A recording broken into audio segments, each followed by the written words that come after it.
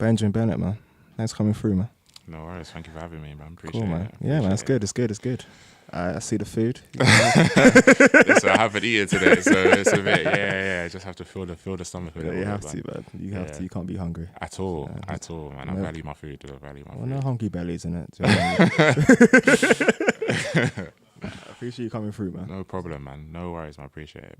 Cool, man. Let's just jump straight into this, innit? Let's just go with the flow. So, like, discuss you as the spoken word artist, I guess. Okay. So, like, because I know you've got this, and you've got the spoken word element, like as a talent, and then you've also got vocals and verses, and a couple of other projects you've got going on as well. Yeah. I guess the spoken word element, the spoken word artist that you are, would build into everything else that you currently do with vocals and verses and the other projects you've got going on. Yeah. So, what made you want to become a spoken word artist? Yeah, I mean, it didn't start off as spoken word. I had like a real knack for writing when I was younger as a child. I wrote a lot of stories, and that kind of changed into poetry as I got introduced to it during secondary school. So I realized I was quite good at that, and then I had my first girlfriend at about 15, 16. Started writing for her, obviously all the romantic bars and stuff, and then Were you like a sweet boy? I mean, I think that's a strong term, but I was I was in and around that area. Yeah, I was in and around that, and then so then I just started writing like a lot of romantic stuff, and then like broadening that to other things as well. And this was all still like written poetry. Then sixth form we had a poetry slam, so I got involved in that, and that was like my first time like performing poetry. And I went to uni, continued to perform, and I did a show at uni, and someone was like, "Oh, here, can you perform at this show?" And it kind of just snowballed from there. So I was doing a lot of writing, a lot of performing, and going to different shows, performing at different shows, experiencing different artists, the way in which different shows would kind of like be executed. And I've started to think, I'd love to do my own. I'd love to do my own, because what I was finding is that I'd go to these shows and there'd be like 10 acts and maybe like 4 of them were good. So I felt like the quality control was completely off. So I always thought like if I had my own show, it would be quality from beginning to end. So you have to create the solution that you want to see, really. So rather than complain about it. So would that come from like wanting to see like what you love be like presented in a better light? Because as you said, if like there are like 4 acts that are good and say 6 that are bad, it will sort of present poetry in this sort of negative light. Exactly. And I think poetry is such a beautiful like expression of art, and obviously live music as well. Like the musicians, the singers, it's such like a beautiful art form, and the best way to showcase that is by showing the best of the best. So those artists were out there, so it just made sense to make sure that they were on, just to put them on one platform, and not to kind of like make them like the diamond in the rough when it came to lineups. Like you have like average acts, and it's not in a disrespectful way, but there are clearly artists that are of a higher level, there are a lot of them. So it's just about making sure you provide a platform where you can consistently provide that, and show, do you know what I mean? Bring light to those people, to those artists. So that's pretty much how I guess like my own spoken word kind of began the process of creating of vocals and verses. So cool. So you started back in 2011, didn't you? 2011, I was at uni. So 7 years, like doing 7 years, which like first off, congratulations, because thank you. Actually, it was your birthday recently as well. It was. Well, thank you, appreciate it. But yeah, like to have a grassroots show last 7 years in the UK is a achievement, because we've seen a lot of shows come and go. 100%. You need staying power for that. So like, how have you managed to do that? Because that's hard work, that's determination, that's also talent recruitment, and I say quality control, and like bouncing back from stuff. So what would you say has been like the main reason you've been able to stick? Stay consistent for 7 years as well. Yeah, I mean, the grace of God for one. Yeah, that's, amen. That's a big. Listen. As it might sound like a typical answer, but there are certain things that have only happened because of God. Like, absolutely. I don't know how we've managed to pull off certain things, but you know, God's always been like the foundation. I believe that Vocals and Verses is a God inspired thing.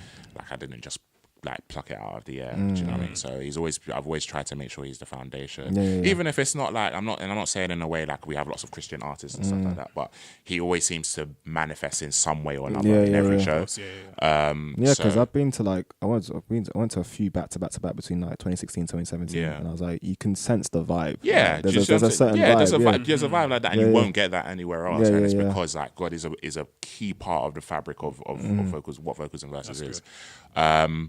I mean, aside from that, it's the consistency. I think it's the consistency and continuing to make sure that we have quality. Like, it's such an important part. Exactly.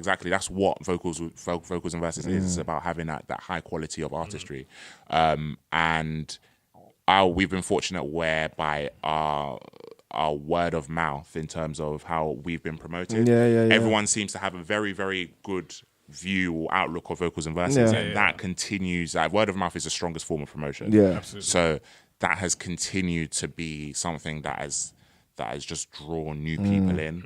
I just think we've been. I'm very determined to make sure that Vocals and Verses lasts for as long as it's supposed to, and as much as there may have been times where I've wanted to give up, because it's a very difficult process. It's a very difficult process to like keep churning out, but it's the consistency. Definitely, it's the consistency. People know that when they come to one of our shows, that they're going to see something amazing, that they're going to see high quality. They're going to see the quality. They're going to see someone that could potentially be the next big thing. Do you know what I mean? So we've been fortunate to have loads of artists who have been on our stage and gone on later to do like amazing things, top the charts, or do this or do that, and people want to know what the next big thing is. Of course, so it's only right that we provide that platform consistently.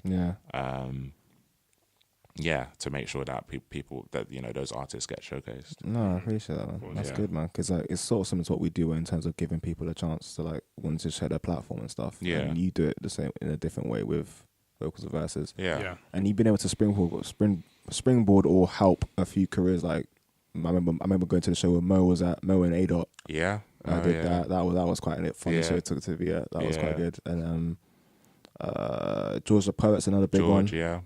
As well. So like, and there's been like a few that have sort of had their careers like springboarded somewhat from going to Vocals and Verses in a sense. Like, how do you feel like being sort of like at times the genesis of someone's like career?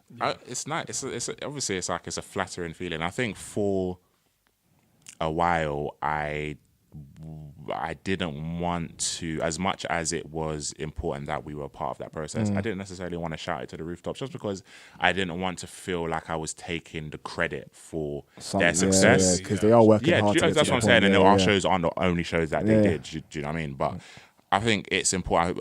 I spoke to someone a few months ago, and they were saying like, you need to like. So it's a problem I have in terms of identifying my own achievements. I'm very like forward thinking, so once I've done something, I'm thinking about the next thing. From do you know what I mean, man? Like someone that spoke to me and was just like, you need to actually take note of the things that you've achieved and these people that have come through. And I mean, it's nice, like some of the artists that we've had, they still like big us up and stuff. So like even like JP Cooper, for example, like we had him I think 2 years ago for our, I want to say 5th anniversary. And at that time, he'd already like blown by then, so it was difficult for anyone to really get him. But he still, do you know what I mean? He still made the effort to do our show because he felt like it was an important part of his journey. And it was about quality. So that's what like I take. I'm grateful when artists are like that, and I mean, there's a long list of artists that have come through and are doing amazing things, and I guess that it's just a testament of our platform and what we do and what we provide, and yeah, I think it's just a really cool process to see, like literally from the process of discovering someone, like from the point of discovering someone when they were relatively unknown or completely unknown till where they are now, and you see them, seeing them on TV, you see them, we're hearing them on the radio, and seeing all these interviews that they're doing with big music platforms and stuff like that. So it's nice. It's nice to see that growth, because essentially that's what we want. We want to be able to help these artists grow and reach the heights that they're supposed to reach. So Cool, I was gonna ask, with the whole thing about like with quality being like at the forefront of what you want vocals and verses to be about. Yeah. What is like the vetting process of like finding these artists and saying this is who we want to represent the brand? How does that work? It's a combination of things. So I think there are the artists that I will directly see. So I might go to a show and be like, yeah, you're really good. I want you on the show. Or it might be word of mouth. So someone, I remember when we had Ray Black a few years ago, and it was Tiny Man. Shout out to Tiny Man. I think he was like, yeah, you need to book this girl, Ray Black. She was doing gigs in like Shoreditch. And I said, I saw her in Shoreditch. You need to book this girl. So I was like, okay, cool. Checked her out, and I was like, all right, cool. So sometimes, getting a cosign from someone else is key. Course, sometimes people do email us with their content and stuff. So there might be someone who's emailed us and we've seen their content and we're like, hey, you're actually really good. Okay, so with that, what type of body of work would like say would speak to you and be like, okay, this guy's done enough? Like, this is the guy. I don't think for me. So what a lot of upcoming artists will do, or their management will do, is that they'll email us and they'll be like, so this artist was recently on BBC One Extra and they did this gig in this place. Trying this clout and stuff. They're just showing loads of it. I don't care. Yeah, no. Like I literally don't care. Yeah, it doesn't. I mean, I don't care. What we've seen in music is that it's not always about talent. No, no, it's not. Exactly. That's not exactly. So you saying all these things, all these accolades and stuff, I literally don't care. Yeah. Like what I want to see is performance footage. Right. Yeah. So I want to see a video of you performing somewhere else. Which is key. Which is the biggest thing. It's key. Yeah. Don't send me a SoundCloud link. Don't send me a spot. No, seriously, don't send me MP3s, because you went to the studio. We've seen how what can be done in the studio. Yeah.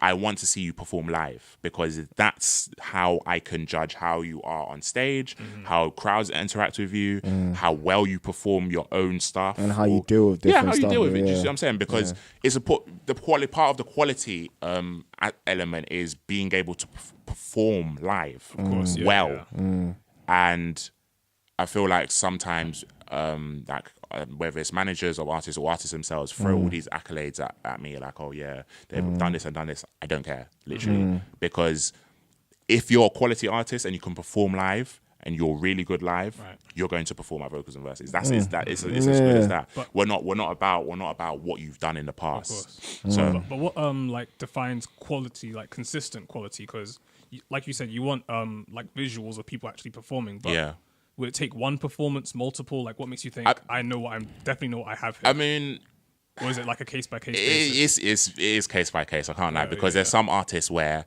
I can watch one video and I'm like, you can see when someone has a really good, really strong voice, or if we're talking about poetry, like performance wise, is up there in terms of their talent, in terms of how they capture the crowd. You can see it very quickly. Sometimes you might need 1 or 2 or 3 videos just to like as kind of like backup, so you can kind of see, a reference. Yeah, like a reference point, so you can see like, is this consistent and stuff like that. But other times you can see raw talent. Like you can always see raw talent. So it's definitely case by case. It's 100% case by case. But yeah. And the other part of your shows I like, as well as the motto "Feed the mind, feed the soul." Yeah, I think that's key. Feed the mind, feed the soul. Yeah. Is like the bit after the break that you have, where you have like and sort of like an open mic session. Yeah. Where, like people, I can't remember on a little bit of poetry at an open mic a little while ago. Okay. Don't worry. You don't say okay. Got some footage, you know. But like stuff like that, like, because it's weird how in those moments, because especially when you time it as well, because you time it after like the first 2 minutes as well, and you've got it after the first break and when a few acts have come on. Yeah. And I think Gani B usually has like a segment, 30 seconds, the freestyle segment. Oh yeah, the verse off, yeah. The verse off as well. And like, it's weird because you tend to get some pretty good people come up out of nowhere. Yeah. Do that, like, so what inspired the open mic segment? And the 2 minutes is key because you keep the timing perfect. Yeah. You know what I mean? So, yeah, as soon as you go over 2 minutes. Do you know what? The open mic thing it's an old school in quotes thing, because I think when we first started back in 2011, we started at a time we entered, because obviously I started vocals and verses at uni, and then I brought into London, and we came into London at a time when it was so saturated with live music. There were so many events. I was like, yo, I don't know where we're gonna fit in. But one of the things that always used to happen, there would be an open mic section at every show, and it was just something that we were like, yeah, let's do that, because as much as you're coming to watch people perform, I guess what Vocals and Verses is about artistry, and it's about developing artistry and showcasing artistry. And sometimes, you know, there are people in the audience who are really good, but they're shy or they have confidence issues. And sometimes watching other people can inspire you to jump up. That's very true. Or even for people for the first time who have never performed and just want that to be able to, just need that push. It's just about like giving back to the community of artists, of art lovers, and it's a tradition now. So it's just stuck. Like it's stuck with us. Like we try and do an open mic section pretty much every show. It's just one of those things where it's like an old school thing. Because I don't know how many events now do open mic sections. That's true. A lot's changed. Yeah, a lot's changed. The industry's changed a lot. So yeah, things are different now, but that's just one of a key element. All right, cool. I respect that, man. Yeah. And you discovered EK. Yeah. Shout out to EK. Yeah. And stuff. So yeah, man. I always say, like, I like that element because you see new talent that you wouldn't have seen otherwise. And some of them do push on afterwards. Actually, like you see a few of them actually push on and do some stuff, which is nice. Yeah. So shout out to EK as well, man, because he won our first poetry slam. Yeah. He won our first poetry slam. He's got like a really good following as well. Yeah. Got great content. He connects with the audience really well. He does. So that's what it's about. You know what I mean? You have to. It's not about just. We don't want to ever like come across as elitist, like an elitist platform. And I feel like a lot of other shows or like platforms are elitist, that elitist feel where you have to be associated and affiliated with this person before you can be a part of it. Right. We're open for all. Like if you're good, then you'll you're good, you'll be there. Yeah, if you're not, you won't. You know what I mean? But it's like, and it's not in an offensive way. Not everyone can be good at everything. Do you know what I mean? So. We pride ourselves on being able to like have that space for people to. Before we like transition to the next element, which I want to talk about the Black History Month and the shows, but like when someone isn't ready, because I want to say good, but ready to do it. Like, how do you respond to those emails? Do you give advice in those moments, or? Yeah, I mean, what we try and do is if I can see that there's potential. I would always say, simple as gig, do as many gigs as possible. And I think the industry's changed a lot now where a lot of people aren't necessarily looking to gig, they're just looking for their big break. Right. Like they're just looking for lay something down. True. Yeah, lay something down in studio, hope it bangs, and then instantly you'll start going on tour, you're getting booked for like these big events and stuff from these big companies, get endorsement from all these big companies. And then when it comes, and you see it, like with some of these like new school, like commercial artists, when they have to perform, and you see how bad they are. Yeah. You see how bad they are. Ain't saying no names though. Yeah, I mean, there's so many. There's a lot, but they are very bad at performing. Yeah, and it's not necessarily their fault, but it's because they haven't. Their process wasn't through performing. Well, they grafted, but not the way they needed to graft to develop it. Exactly. Because a live show is very different to in the studio. You got retakes and.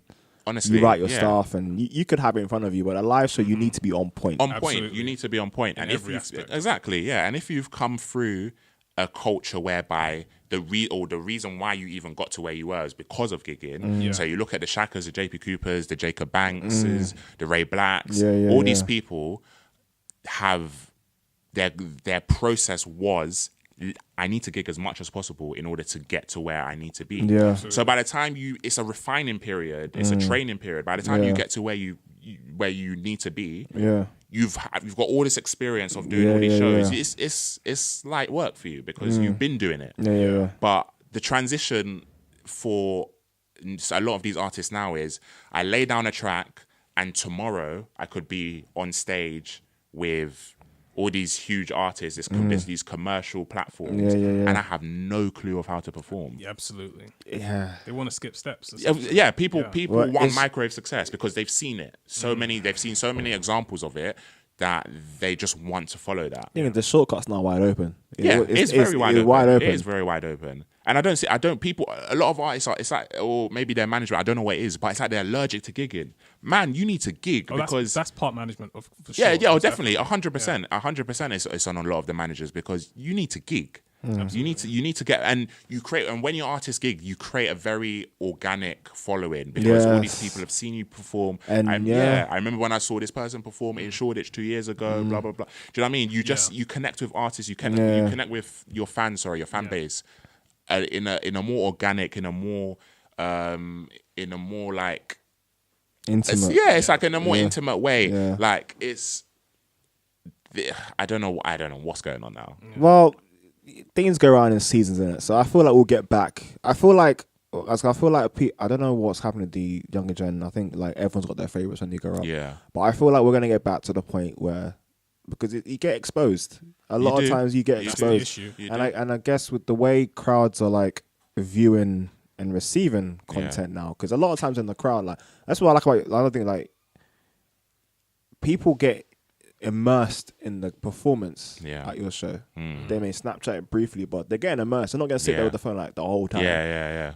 What I've seen with like crowds at gigs and mainly gigs, but like other events, is the phone becomes the viewing point for the content, which means that evenally, like they're not focused on the gig. They're focused on the social. The social aspect, Right, which is probably why people's performance have dropped off, because quite frankly, people aren't actually engaged. Not really. They're not engaged. Not really. And I think what we try to do is we try and make it an experience, because essentially you're paying money to come to a show, but as well as that, you want to leave with something. It's a good night out. Yeah. You want to leave with something. You want to leave something. You want it to be a good night out as well, because it needs to be memorable. Yeah, exactly. Yeah. And that's what I think the issue is, that there are a lot of times that you might go out and it's not memorable. It's just like, it was cool. Like someone might say, oh yeah, how was this? And it was like, yeah, it was all right.